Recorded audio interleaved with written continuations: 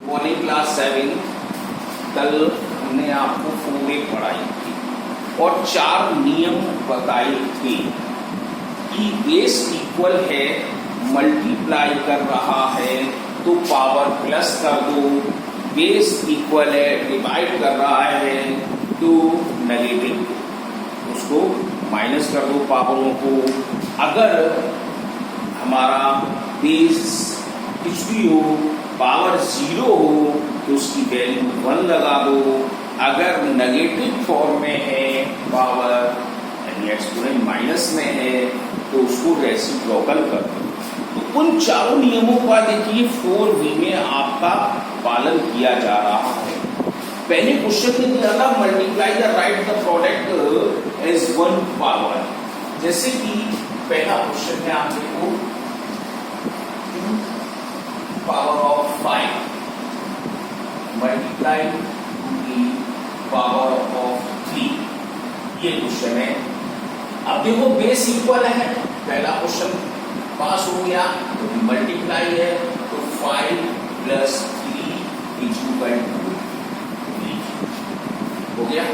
ऐसे ही हमारे इसमें देखो लास्ट वाले में x वाले में -4/15 पावर ऑफ 8, 4/15 पावर ऑफ 5, 4/15 9, तो 8 प्लस 5 प्लस 9 को जोड़ देंगे और बेस हमारा भूल जाएगा। दूसरे क्वेश्चन में है डिवाइड। अब डिवाइड को कैसे लिखोगे? अब जैसे हम देखो दूसरे संख्या को लिख रही है, दूसरे का बड़ा वाला लिख रहे हैं f 8/17। अब 20 हो गया डिवाइड 8/17 अब 50, ये चीज। अब देखो दूसरा नियम क्या कह रहा था? बेस हमारा इक्वल है, डिवाइड हो रहा है तो पावर को माइनस कर दीजिएगा। 20 माइनस 50, तो अब हमारे पास 8 17 और इसको माइनस किया, ये चीज आ गई। अब तीसरा नियम क्या है? तीसरे नियम में सिंप्लीफाई कह रहा है living the answer exponential form. हाँ जी, आप देखो तीसरे क्वेश्चन में ए वाला ये है 3, ये 4 और ये स्क्वायर। अब आप देख रहे हो कुछ पावरें ब्रैकेट के अंदर हैं और कुछ बाहर लगी हुई हैं, तो कोई दिक्कत नहीं है। अगर चाहो तो आपको देखो इस तरह कर सकते हो, ये 2 बार लिखा जाएगा जी, आ गया तो 4 प्लस 4 3 की पावर 8। अगर इतना बड़ा नहीं करना चाह सकते हो तो इसका सीधा सीधा कर सकते हो, 4 दूजा 8। तो भी आप बड़ी क्लास में अब आपकी शॉर्ट फॉर्म ये नहीं चलेगी लेंथ की, आप शॉर्ट में करिए और सवाल को क्लियर कर दीजिए। अब जैसे सिंप्लीफाई अगला आ रहा है, जैसे 4th क्वेश्चन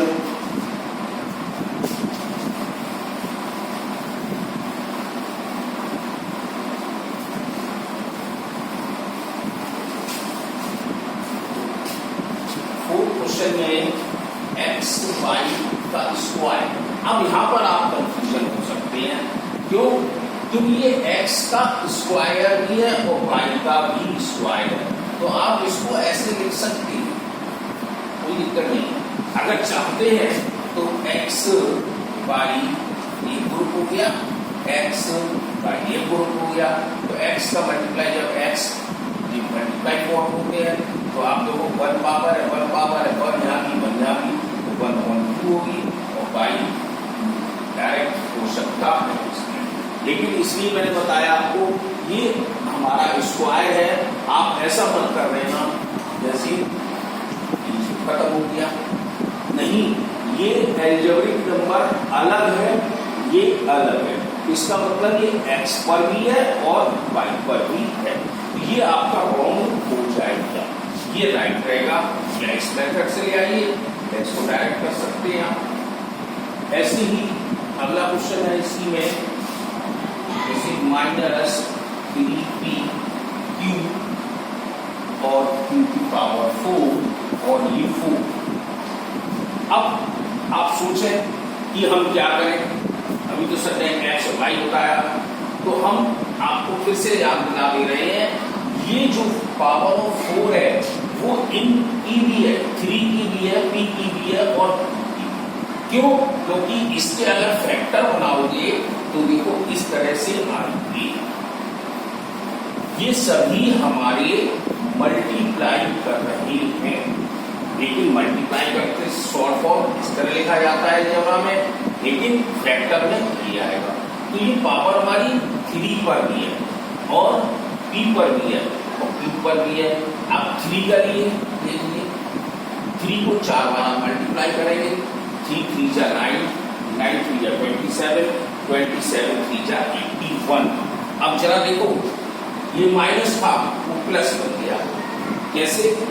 कि कल हमने बताया था जब एक्सपोनेंट इवन नंबर की हो और नेगेटिव हो तो उसको पॉजिटिव कर दिया जाता है। जैसे आप देख सकते हो, लोग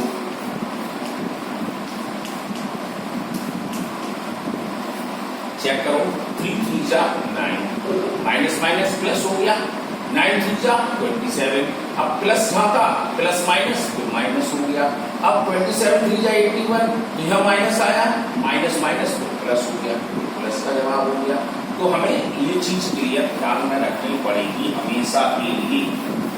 अब p की वैल्यू में आ जाओ, p कितनी है 3, तो 3 4 जा 12। q की वैल्यू में आ जाओ, 4 है तो 4 4 जा 16। ये आपका फाइनल रिजल्ट होगा। अब 5वें क्वेश्चन में हम चलते हैं, तो इसमें डिवाइड फॉर्म भी है, प्लस भी है, तो एक्सपेरिमेंट को लेकर कैसे करोगे।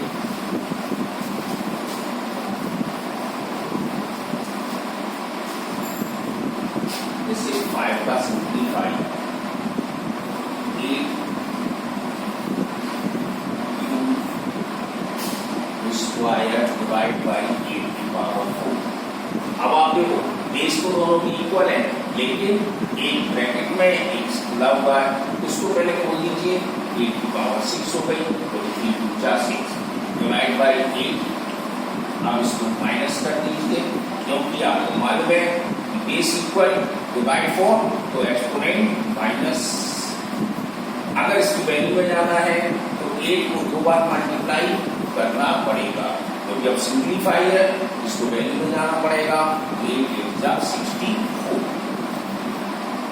ऐसे ही इसके और भी है, आप कर सकते हैं।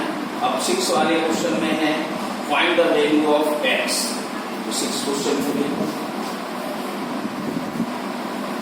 x की पावर 6 इज इक्वल टू 64। अब हमें 64 के ऐसे फैक्टर तैयार करो जिसकी एक्सपोनेंट 6 आ जाए, तभी आप कर सकते हैं, अन्यथा नहीं। तो हम 64 के फैक्टर तैयार कर सकते हैं प्राइम नंबर के अनुसार। 2 से किया 32, 2 से किया 16, 2 से किया 8, 2 से 4, 2 से 2 और 2 से 1। अब आप देख लो 2 हमारा 6 बार आया, 1 2 3 4 5 6, तो x की पावर 6 तो 2 की पावर भी 6। तो अब ये देखो दोनों की हमारी बेस अलग अलग होते हुए ये एक्सपोनेंट इक्वल आ गई। तो एक्सपोनेंट इक्वल आ गई, जब उसने x की वैल्यू पूछी है तो हम यहाँ x के स्थान पे 2 लगाते हैं, तो हमारी 2 पावर 6 दोनों इक्वल हो जाएंगे। इसका मतलब x की वैल्यू की हमारी 2 रहेगी, x के स्थान पर हमें 2 लगाना होगा। की वैल्यू ऐसे निकालनी है। हाँ, अब एक बात और सुन लीजिए, अगर इसमें 5 रह गई, यहाँ पर 5 आ जाए तो आप नहीं निकाल सकते। पहली बात तो आएगी नहीं, आएगी तो फैक्टर में आएगी, जैसे 2 के आ गए फिर 3 के आ जाएंगे, इस तरह से आप फैक्टर में बना सकते हैं। अगला क्वेश्चन 7 वाला, ये भी सिंप्लीफाई है।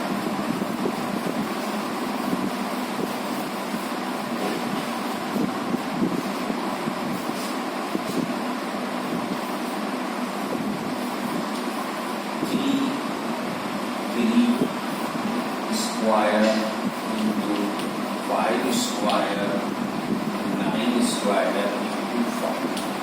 उसको हम दो तरीके से सॉल्व कर सकते हैं। दो तरीके से, कैसे कैलकुलेशन कर लें, वैल्यू निकाल लें, या वैल्यू देख के क्लियर फैक्टर करें। अब जैसे 3 ये हम करते हैं तो 3 2 6 होगी इंटू 5 का ये। अब जरा इसका भी फैक्टर बना लेते हैं। इसका फैक्टर 3 इंटू 3 आता है, तो हम यहाँ पे लिख सकते हैं 3 का स्क्वायर हो गया और ये द्वारा लगा इंटू 5, यहाँ पर कुछ नहीं है तो 1 हो गया। अब 3 6, अब 3 कितनी हो जाएगी 4 इंटू 5। अब आप देखो ये डिवाइड फॉर्म होती है तो एक्सपोनेंट माइनस करती जाएंगी। तो कैसी 3 6 माइनस 4, क्योंकि यहाँ पर देखो 4 है, यहाँ पर 6 थी तो हमने माइनस कर दिया इंटू 5 2 माइनस 1, यहाँ 2 थी यहाँ पर 1 थी। अब 3 स्क्वायर 5 क्लियर रह गया, तो इस 1 रह गई, 1 लगाइए नहीं इस तरह से। अब 3 3 जा 9 और 5 45। ये आपका बड़ी क्लासेस का मेथड रहा। 9th 10th में आपको इसी तरह से क्वेश्चनों को सॉल्व करना है। अब अपनी तरीके से आ जाइए, आप अपनी तरीके से भी कर सकते हैं, कोई दिक्कत नहीं है। जैसे 3 का वैल्यू है, हम बॉक्स बना दे रहे हैं अपनी तरीके से। 3 3 जा 9 9 3 जा 27, तो 27 इंटू 27 इंटू 5 इंटू 5 ये दिया।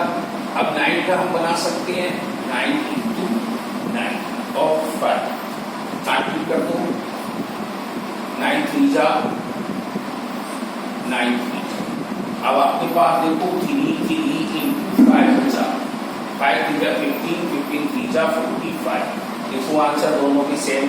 ये शॉर्ट मेथड है, ये आप चला सकते हैं, लेकिन आप बड़ी क्लासेस में जाएंगे, ऊपर लिखा हुआ क्वेश्चन पावर ऑफ एक्सपोनेंट से करेंगे तो आपको यही मेथड अपनाना पड़ेगा।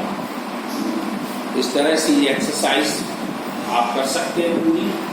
तो कल इसके बाद दूसरी एक्सरसाइज शुरू करेंगे और फिर ये आपकी में खत्म हो जाएगी।